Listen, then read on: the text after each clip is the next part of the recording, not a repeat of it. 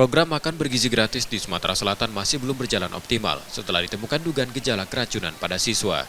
2 kasus tercatat terjadi, yaitu di Kabupaten Petlawang dan Kabupaten Penukal Abab Lematang Ilir. Menanggapi hal ini, Kepala Badan Gizi Nasional Dadan Hidayana mengatakan kasus keracunan di Pali disebabkan bahan baku yang perlu dievaluasi. Standar operasional prosedur, terutama uji kelayakan sebelum makanan dibagikan harus ditingkatkan. Untuk kasus di Pali, program MBG sementara dihentikan hingga standar prosedur dan kesiapan keamanan makanan benar-benar terpenuhi. Ya, di Pali itu karena ini termasuk salah satu yang bahan bakunya perlu dievaluasi. Jadi kemarin kan ada bahan baku yang demikian yang bisa menimbulkan gangguan pencernaan. Nah, ini kita evaluasi lebih lanjut agar bahan baku yang dipilih lebih segar. Bikin makanan sendiri? Ya, tentu saja harus menjaga standar operating prosedurnya.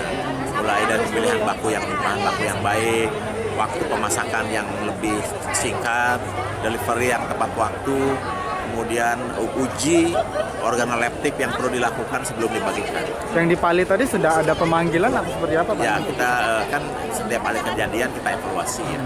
Kemudian biasanya kita akan lakukan mendasar dan beberapa waktu harus stop dulu untuk supaya terjadi penyesuaian standar prosedur. Itu nanti akan berlanjut lagi kapan, Pak? Ya, setelah semua dinilai memenuhi syarat baru lanjut lagi. Berarti ini belum masih dibekukan, Pak? Masih di Pali.